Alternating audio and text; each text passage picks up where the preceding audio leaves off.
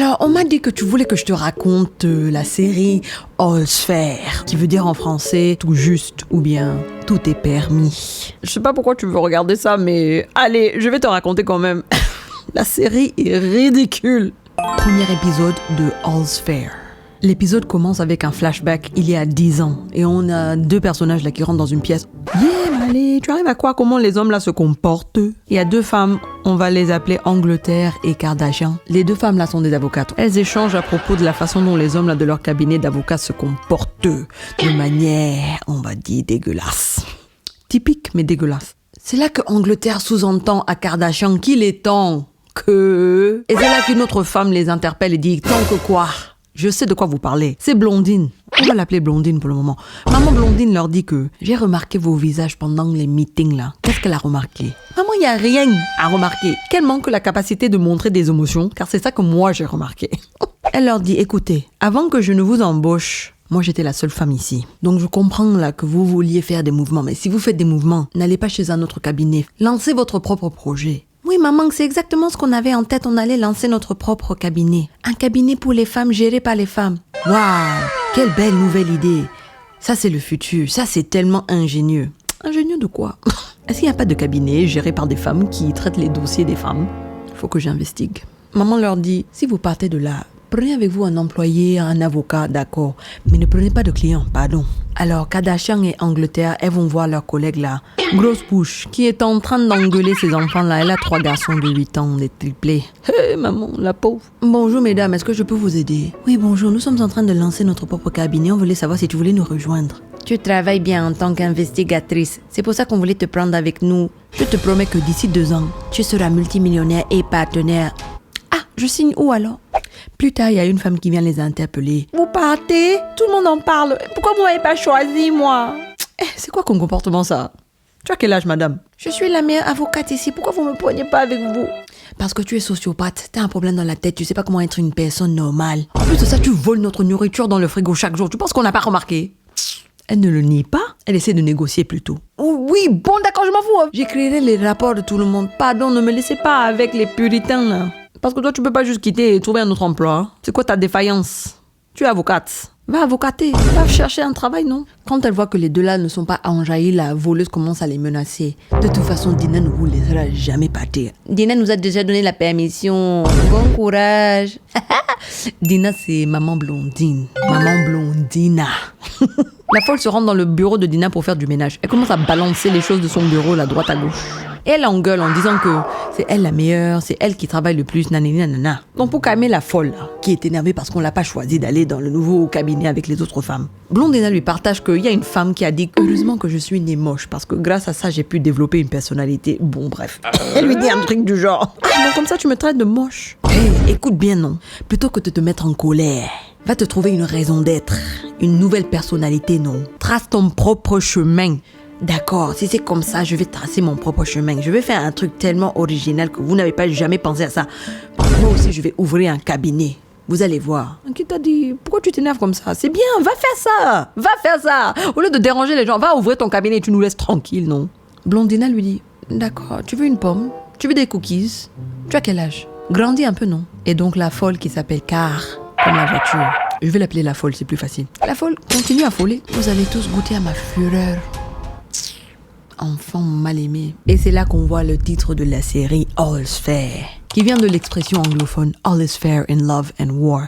En amour comme à la guerre, tous les coups sont permis. Prochaine scène, on est avec Kardashian. Elle est en train de conduire en Californie, là, agréablement. J'ai envie de dire agréablement, mais en vrai, on ne sait pas. C'est agréable pour moi en tout cas. Bon, petite pub pour la voiture comme d'habitude, placement de produits. On peut encore supposer que Kardashian est riche. Vous pensez que la fille là allait jouer une pauvre? Elle marche habillée comme un serpent. Elle a une piscine, elle rentre dans la maison. Elle a un domestique qui l'accueille. Madame est un serpent sophistiqué. C'est le seul rôle qu'elle connaît.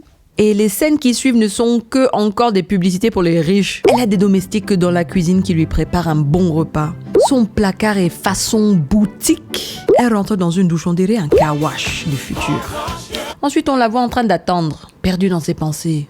Ou plutôt l'absence de pensée. Et c'est là qu'il y a un homme qui rentre comme ça.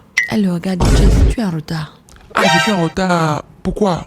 Je sais que c'est pas ton anniversaire. Chase, c'est notre anniversaire. Ah, pas ces punaises de lit. Ah, je ne savais pas. Alors madame, elle s'est tuée à demander à son domestique de préparer tout un repas pour toi. Et toi, tu n'es même pas capable de te souvenir que tu as un bon repas qui t'attend ce soir. Oh ma chérie, je suis désolé, tu sais que je suis footballeur et tu sais que ma tête ne peut que maintenir une information à la fois. Donc je suis concentré sur le football, de suivre une balle là sur un terrain, je peux pas penser à autre chose. Et il approche en disant: Je me déteste parce que je ne t'ai pas donné ça plus tôt ce matin. Bam, bam, bam. C'était une ruse. Il a menti. De toute façon, elle n'était pas inquiète, hein. Il faut le dire. Il lui donne une bague. Oh my god, c'est pas la bague d'Elizabeth Taylor. Oui, je sais que tu adores cette femme que je ne connais pas. Alors je suis allé au cimetière, j'ai commencé à creuser, j'ai retrouvé sa bague et je te l'ai offerte. Non, je rigole. Mais c'est incomparable à l'amour que j'ai pour toi. Oh my god. Kardashian regarde la bague. Elle a oublié qu'il est là même. Elle est en repas maintenant avec cette bague. Et comme d'habitude, comme il lui a donné quelque chose de cher, il lui dit: Viens vers Daddy. Et elle vient. Prochaine scène. J'avais même oublié qu'il y avait 3 femmes au début de cette série qui ont décidé d'ouvrir leur cabinet là. En tout cas, on nous l'a rappelé. Une des personnages, la grosse bouche. Elle rentre dans la salle et elle dit aux autres: il y a 10 ans, on a ouvert notre cabinet. Merci pour le rappel.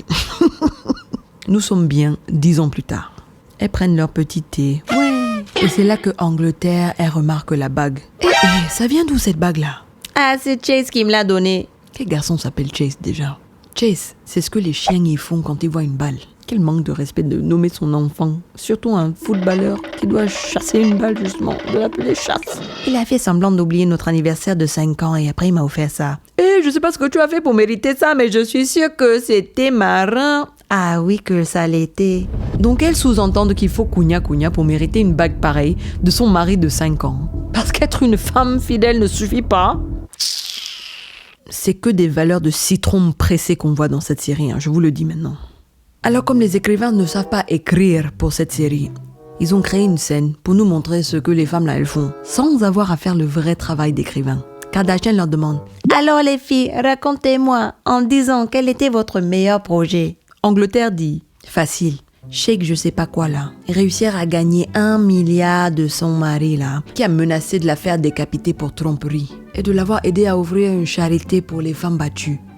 Ça c'est facile oh, la Tanya Bailey. Son mari était aux têtes des médias et il voulait la quitter parce qu'il a découvert que elle n'avait jamais terminé le lycée. Grâce à moi, elle s'en est tellement bien sortie que il y a un département des sciences à Princeton qui porte son nom. Ça c'est la vraie leçon.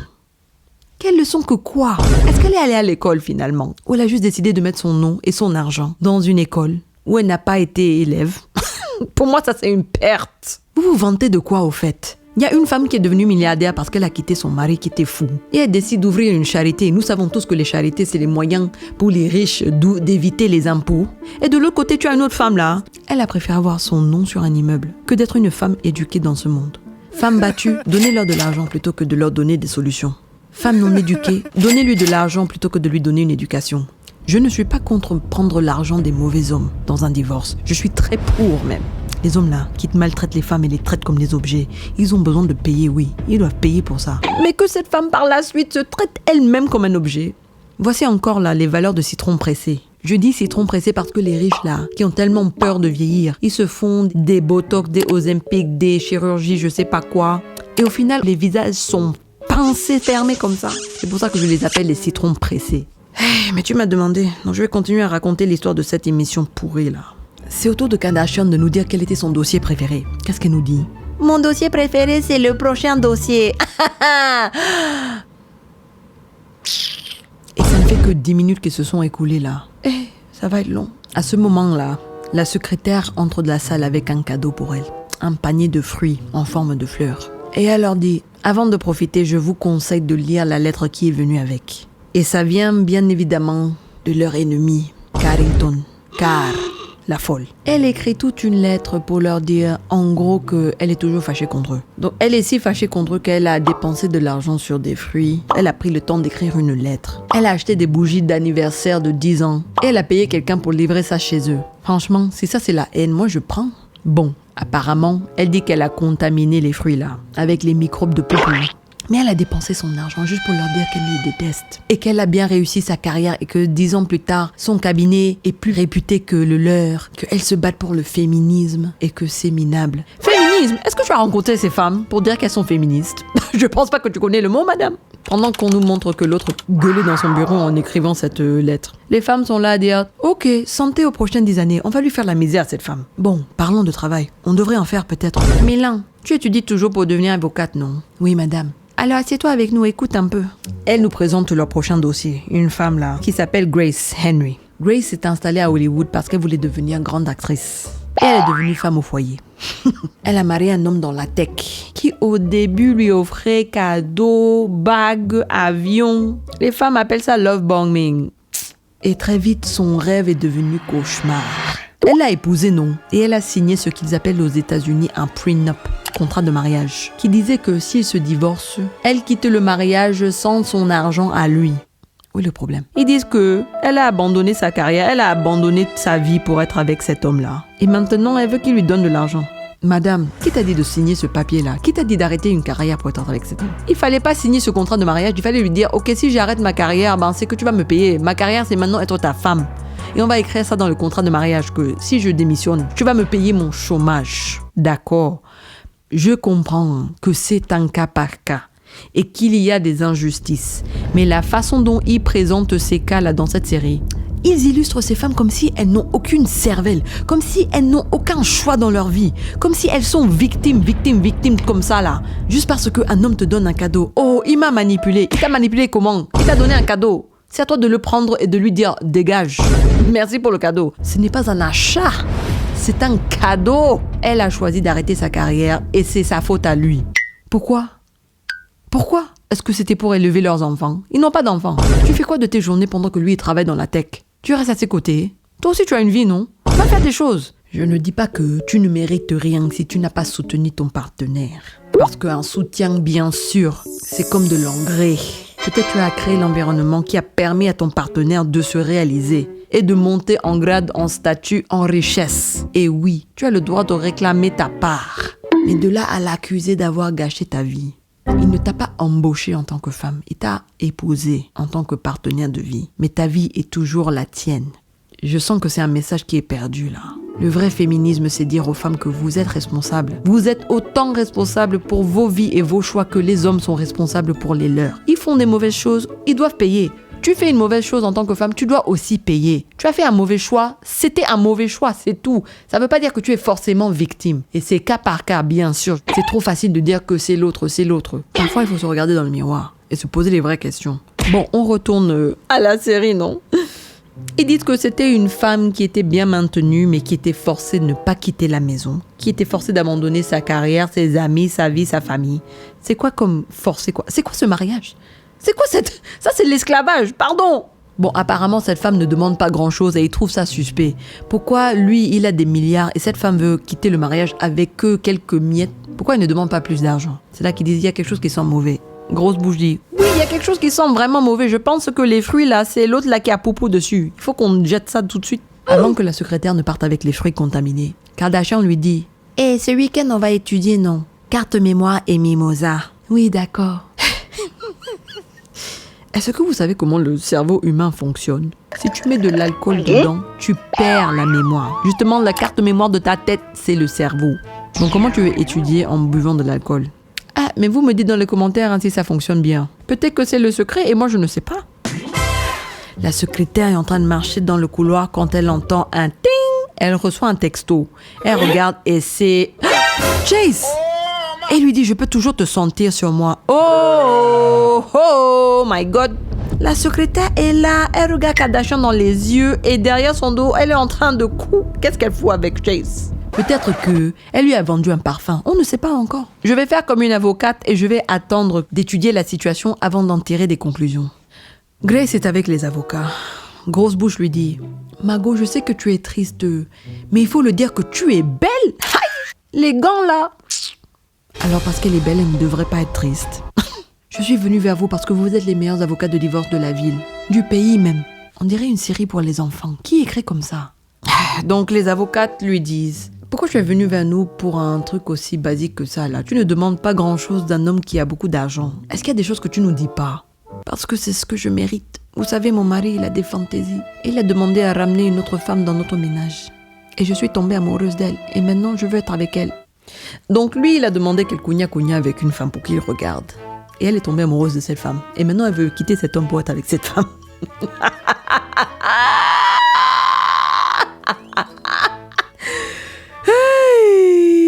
Le karma est fort. Les avocates sont là. Oh, ma pauvre, il ne faut pas se sentir victime de ta situation. Il t'a emprisonné dans ce mariage, dans une belle maison, dans une vie de riche. Il t'a emprisonné, il t'a forcé à faire des choses que tu voulais pas faire. Donc, il n'y a rien qui est ta faute. Parce que nous savons tous que dès que tu es marié, tu es la propriété de ton mari et tu n'as plus le droit de dire ce que tu veux et de faire ce que tu veux et d'avoir des envies et d'avoir des pensées et de dire non et de te lever et te revendiquer. Ouais, c'est ça le message. C'est ça le message de la série. Donc les avocates lui l'encouragent à demander plus dans le divorce. Et elle est là. Oh mais Lionel, il est comme un loup, hein. Il est très possessif et il va être furieux. Qu'est-ce qu'il t'a fait? Il t'a jamais tapé, non? À ce que je sache. Et même si t'as tapé, tu peux le taper, non? Mais elle est là comme ça. Oh, il va pas aimer ça si je demande plus d'argent. Il va être furieux, il est possessif. Et alors? Qu'il soit fâché. Est-ce que tu es sa mère? Ils lui disent de réviser la somme qu'elle veut en tirer de ce divorce et que chaque fois qu'elle a un souvenir et qu'elle a envie de pleurer, qu'elle ajoute un 0. C'est quoi ces maths? Hey, je sais pas si je pourrais continuer à vous résumer cette série parce que vraiment, ça me fait mal. Mais je le fais pour vous. Prochaine scène. C'est là que j'apprends, moi, que Angleterre s'appelle Liberté. Il y a une ironie dans tout ça. Liberté reçoit un appel d'une femme en détresse. Elle essaie de comprendre ce qui se passe. En gros, on comprend que la femme, c'est l'épouse d'un homme qui est le propriétaire de tous les maquillages du monde. C'est le propriétaire du maquillage, apparemment. Elle nous fait comprendre qu'il a peut-être capté des échanges qu'elle a eus avec quelqu'un. Et c'est pour ça qu'il est furieux contre elle. Et c'est pour ça qu'elle appelle les meilleurs avocats de la Californie parce que c'est là-bas qu'ils se sont mariés. Nanana. Ah oui, je connais ton mari, je l'ai vu là à la télé tout le temps. Et toi aussi, je te connais, tu es très chic, madame, tu as beaucoup de goût. Merci pour le compliment, je suis en train de me faire agresser maintenant là, mais c'est ça que j'avais besoin d'entendre, que j'ai beaucoup de goût, parce que le superficiel, c'est plus important que ma sécurité. Merci, ça me fait du bien. La femme là lui dit que si elle sort de cette maison, elle n'aura rien. J'imagine qu'elle aussi, elle a signé un contrat de mariage qui dit que si il se divorce, elle se retrouve fauchée. Elle n'a rien, elle n'a pas de maison, elle ne sait pas quoi faire, elle n'a rien. L'avocate lui dit, tu n'as pas rien. Tu as des bijoux, non? Je sais que tu as des bijoux. Voilà ta banque. Il récupère tout ça. Je prends l'avion pour te rejoindre à New York. J'arrive. Et je pense que leur bureau est dans un aéroport. Parce qu'elle marche directement dans un avion personnalisé, là, un avion privé. Donc comme ça, ils dépensent l'essence, là. Les émissions de CO2, juste pour aller voir une femme qui est riche, qui plutôt que d'appeler la police parce que ton mari est en train de gueuler derrière une porte et il te menace, plutôt que d'appeler la police qui peut faire quelque chose, qui est là, qui est sur place, elle appelle une avocate qui habite à l'autre bout du pays. Voilà encore les bêtises là des citrons pressés. Je vais aussi prendre un moment pour vous partager des choses là sur les bijoux. J'ai récemment reçu une bague en or avec plein de diamants dessus. Ce n'était pas la bonne taille. Donc je suis allée voir un joaillier pour savoir qu'est-ce que je peux en tirer de cette bague parce que j'ai regardé en ligne.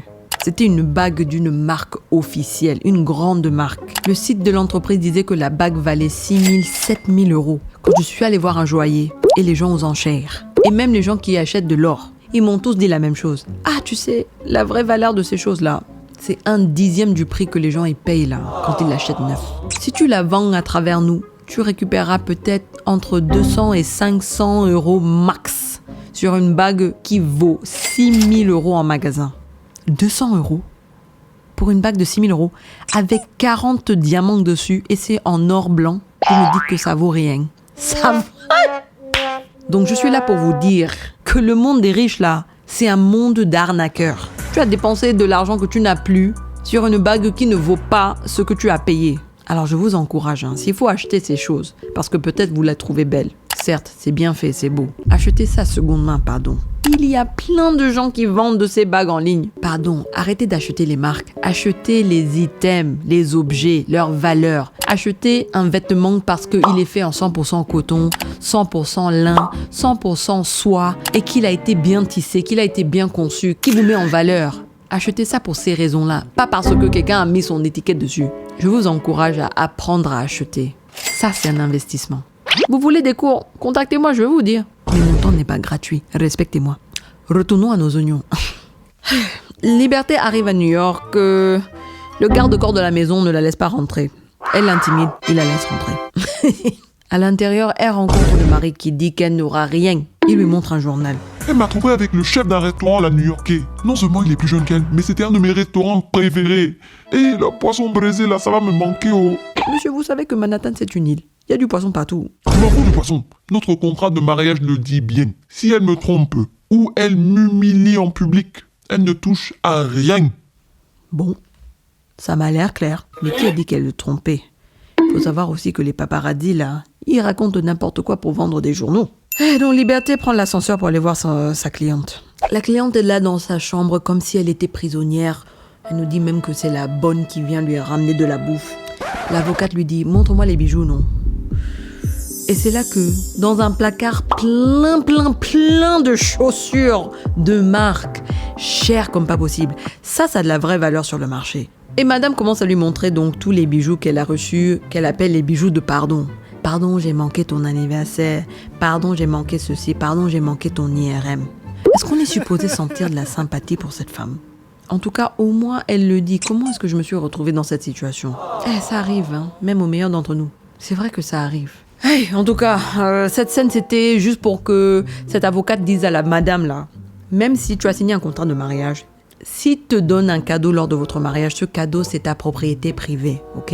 Donc, tu as le droit de vendre tout ça et de récupérer l'argent. La dame est tellement contente. Ah, donc je ne vais pas me retrouver affamée? Comme si une femme comme ça a peur d'être affamée. Nous savons tous que les gens de Hollywood, ils ont payé les Ozempic et compagnie, là, pour pouvoir s'affamer tranquillement et rester mince. C'est pas la famine qui lui fait peur, c'est la pauvreté. C'est ça qu'elle voulait dire. Non, madame, avec tous ces bijoux, tu peux facilement te retrouver avec 40 millions. Peut-être, hein, qui sait. Après, les pierres précieuses ont plus de valeur sur le marché que les diamants, il faut le dire aussi. Prochaine scène, on se retrouve au bureau avec Grosse Bouche et Kardashian. Grosse Bouche étant leur investigatrice. Elle a fait des recherches sur Monsieur Lionel, là. Elle a dit qu'elle a fait des recherches sur lui et elle n'a rien trouvé en ligne. Et quand elle creuse comme ça et ne trouve rien, elle sait que ça veut dire qu'il y a un gros secret, qu'il y a quelque chose qu'il cache bien. Donc, elle a dû employer les méthodes classiques. Elle a suivi le monsieur. Et elle a trouvé que Monsieur Lionel se rendait chez une femme dans un centre d'acupuncture et que cette femme-là, elle a l'air réglo, mais elle dépense beaucoup d'argent sur un site qui s'appelle Extrême Bondage. Je ne saurais même pas comment traduire ça. Bondage, c'est ce que les gens là qui aiment bien cogna avec des chaînes, des cordes, des menottes. Le cogna torturé, quoi. Ils en déduisent que la femme là, c'est une dominatrice. Les dominatrices sont les femmes que certains hommes, surtout au pouvoir, ils payent pour se faire attacher, fouetter, pour se faire dénigrer par ces femmes. En tout cas, ils sous-entendent que monsieur est un client de cette dominatrice. Et que même si cette information, ils ne peuvent pas l'utiliser en cours de justice, ils peuvent peut-être s'en servir pour en faire quelque chose. Bon, on retourne à nos tristes riches là. L'avocate est en train de partir avec madame. Et le mari sort là tout énervé. Vous partez où avec ma propriété comme ça? Monsieur, je vais vous dire ça parce qu'il faut que j'informe le public qui est en train de regarder cette série. Mais d'après les lois en Californie, dans les mariages comme ça, quand vous offrez un cadeau à votre partenaire, ça devient leur propriété à eux. Et donc, elle a le droit de partir avec, tu n'as pas le droit de dire quoi que ce soit. Elle se remet à partir et lui, il pousse un cri tellement bizarre. Ah! Je connais cet acteur en plus. Normalement, il fait mieux que ça. Mais là, hey! Le acting n'était pas au rendez-vous. Est-ce que tu m'as même aimé, oh? C'est là que madame se retourne. Je n'étais même pas attirée par lui. C'est juste parce que lui, il m'a regardé d'une manière spéciale que toi, tu me regardais comme ça avant, mais tu as arrêté de me regarder comme ça. Donc c'est pour ça que j'ai couché avec lui. Hey! Et elle dit ça, les larmes aux yeux, maquillée comme une citrouille. Oh, je t'ai aimé un jour, mais je ne t'aime plus. En tout cas, j'aime bien la façon dont tu m'as acheté des bons bijoux. Bonne vie à toi. Ok, bye bye. Alors, elle le trompe. Lui, il s'énerve et elle s'énerve contre lui parce que lui, il menace de la divorcer parce qu'elle l'a trompé. Cette série, oh, vraiment, je sais pas si je pourrais faire tous les épisodes, hein. Hey, ça me fait mal, j'ai mal au corps, j'ai mal au cerveau. Prochaine scène. Angleterre retrouve le serpent là qui est maintenant habillé en crocodile rouge. Tous les reptiles, elle les a collectionnés dans son placard. Elles sont allées rendre visite à la dominatrice. On parlait de Lionel et Grace. Madame les amène dans son donjon. Elle dit que c'est son bureau. C'est pas faux. Elle leur dit oui, ça se voit que vous êtes des avocats, vous allez essayer de me convaincre que blablabla, histoire triste, que je peux vous aider. Ils disent oui, c'est une histoire triste. Il y a 2 femmes qui veulent être ensemble et il y a un homme qui garde une femme en captivité pour son propre ego. Voilà ce que les avocats font. Ils racontent des histoires. C'est quoi cette histoire? Une femme en captivité comme si on est en Arabie Saoudite. Si elle quitte cet homme, elle se retrouve avec rien. Elle se retrouve pas avec rien, elle se retrouve avec sa femme. Avec son amour, non? Ça vaut la peine, non? Pourquoi vous mêlez l'argent à tout ça? Hein? Désolé, mais c'est juste malsain tout ça, c'est malsain. Ensuite, ils ont un débat avec cette femme à propos de ses loyautés. Elle dit qu'elle est loyale à ses clients, qui payent ses factures, bien sûr. Et eux, ils sont là à essayer de la culpabiliser. Donc quand il y a une question de moralité, toi, tu choisis ton client. Et eux, ils font quoi en tant qu'avocats? Tu vas me dire qu'ils vont trouver quelque chose de mauvais sur leurs clients et ils vont les dénoncer. Jamais de la vie. Ils sont pareils. Bon, bref, ils ont compris qu'elle est loyale à l'argent. Donc ils lui disent, bon, si tu nous aides avec ce divorce, madame va gagner X millions. Et toi, tu récupéreras un petit pourcentage de ce million. Donc 10 millions dans ta poche. Commence à parler. Donc elle commence à parler. Elle lui dit que ce client-là, il était bizarre. Qu'elle a des clients bizarres, mais lui, c'était autre chose. C'est tout ce qu'on sait pour l'instant. Prochaine scène. Les dames de la loi sont en délibération. Elles sont face à Lionel et son avocat à lui. Elles demandent 210 millions dans le divorce. Donc bien entendu, l'avocat du mec leur dit 210 millions de dollars, vous êtes fous. Elle a signé un document. Elle a 22 ans et vous lui dites de signer un document pour abandonner sa vie. Elle a 22 ans? Pardon quoi? Tu dis que c'est la fin de sa vie si elle divorce cet homme à 22 ans? Elle n'a même pas commencé sa vie! Sauf si elle avait 22 ans au moment du mariage. Mais j'ai rien compris, je sais pas. En tout cas, l'avocat, il dit... Bon, peut-être qu'on peut s'arranger en dehors de la cour de justice, non? C'est là que Kardashian, elle est contente. Elle dit, c'est bien, comme tu as proposé ça, maintenant qu'on parle de s'arranger entre nous. Voilà ce que j'ai entre les mains. Donc les femmes là commencent à faire une petite présentation. Elles montrent une photo en gros de tous les fétiches et les objets qu'ils utilisent pour Cugna avec la dominatrice. Ils s'habillent en cochon, je sais pas quoi. Ils s'assoient sur des objets. Bref, des trucs qui sont faits pour l'humilier. Ce qui est tellement contradictoire parce que ces femmes-là, cette série, les écrivains et tout, ils sont dans une mentalité, une optique de célébrer la liberté d'expression, célébrer l'individualité. Mais là, dans cette scène, ils utilisent justement cette liberté pour humilier un homme qui a des fétiches et des préférences sensuelles particulière. Et donc ils utilisent ça pour montrer ça devant lui, son avocat, sa femme et tout le monde. Montrer les photos de ce qu'il fait, de ce qu'il aime et tout ça, pour l'humilier. Et lui disent que ça c'est que le début. On a beaucoup plus à montrer si tu ne nous donnes pas de l'argent qu'on a demandé. Et donc ils utilisent l'humiliation pour manigancer de l'argent de sa poche. C'est quoi comme message ça? C'est quoi comme inconsistance dans les personnalités de ces gens? Est-ce que vous êtes fiers des libertés sensuelles des gens? Ou bien vous voulez plutôt que les gens se libèrent sensuellement pour par la suite utiliser ça comme outil de chantage et d'humiliation? Vous voyez ce que je veux dire? C'est une hypocrisie serpentine. Ils sont arnaqueurs. Donc, bien entendu, l'avocat du mec là, il s'énerve. Vous êtes malade ou quoi? Je vais aller voir la tête des avocats là, et je sais pas, la police des avocats, et leur dire ce que vous êtes en train de faire. Le mari l'interrompt et dit: laissez tranquille, on va pas déranger qui que ce soit. En gros, ils sous-entendent qu'il va juste accepter la somme pour que ce PowerPoint disparaisse, pour que tout ça se termine. Et donc, c'est par du chantage que les citrons pressés ont gagné. Barbie et compagnie se retrouvent en fin de soirée avec du champagne et elles sont en train de célébrer leur petite victoire malsaine. Les femmes célèbrent, elles parlent de féminisme, de pouvoir des femmes, blablabla, et elles sont contentes d'elles. Prochaine scène. Kardashian se retrouve chez elle, elle a préparé la boisson préférée de son mec là, quand il rentre dans la pièce. Il pose comme un top modèle, il lui demande s'ils peuvent parler. Et franchement, je sais même pas comment vous traduire la conversation là. Je ne suis pas heureux ici. Pardon, je ne comprends pas ce que tu es en train de me dire. L'ordinateur n'a rien compris. Vraiment, cette femme, hein, ce n'est pas une actrice. Je suis pas heureux dans cette maison parfaite avec ces tableaux parfaits. C'est quoi cette pub pour les tableaux là qu'ils sont en train de faire? Mais de quoi tu parles? Parle-moi. Je parlais avec ma thérapeute et j'ai l'impression que je suis en train de me noyer là. Mais de quoi tu parles? Tu es célèbre. Tu as 3 championnats de football. Comment tu ne peux pas être heureux avec toutes ces choses matérielles? Est-ce que ta journée se passe pas bien peut-être? Je comprends, ma grande vie, mon grand succès, c'est intimidant parce que toi tu es un petit garçon de Philadelphie. Et face à tout mon succès, tu oublies les tiens. Oui, c'est ça. Pourquoi pourquoi j'oublie ma valeur face à toi? Je ne sais pas. Pourquoi tu fais ça? Parce qu'à côté de toi, je me sens tellement petit. Comment ça me regarde? Ça, c'est ta faute. Me barre, ça fait longtemps que je me sens comme ça. Qu'est-ce que tu as? Je ne comprends pas ce qui se passe. Raconte-moi, qu'est-ce que tu as? Mais madame, il vient de te dire, tu n'écoutes pas ou quoi? Elle a dû prendre les mimosas là avec la secrétaire et maintenant elle ne sait plus réfléchir. Tu comprends pas ce que je te dis? Je veux un divorce. Tu veux un divorce? Mais qu'est-ce que tu racontes? Qui a écrit ce scénario? Qui a écrit ce scénario? Je fréquente quelqu'un d'autre. Et voilà. C'est tout ce qu'elle voulait entendre. Hey, il fallait qu'il lui dise ça pour qu'elle arrête de lui poser la question de qu'est-ce que tu dis, qu'est-ce que tu racontes, qu'est-ce qu'il lui raconte, il raconte, elle ne comprend rien apparemment. Ah, mais ça, elle a compris.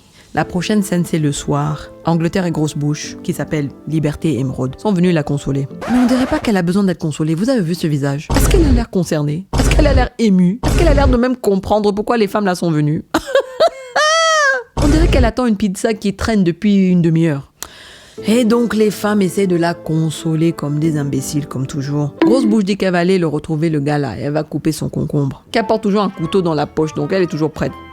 L'autre lui dit « tu sais, les hommes comme ça sont toujours intimidés par des femmes fortes. » Les femmes là, ils m'énervent. Moi, je savais toujours que ce moment viendrait, qu'il me quitterait parce qu'il a 10 ans de moins que moi, donc il va me quitter pour une femme plus jeune. Hey, déjà de un, qui a dit qu'il te quitte pour une femme plus jeune? Nous, on n'a pas entendu dire ça en tout cas. Et de deux, est-ce qu'il t'a dit qu'il te quittait parce que tu étais plus vieille que lui? Mentalité de citron pressé, il pense que tout c'est une question de je suis trop vieille.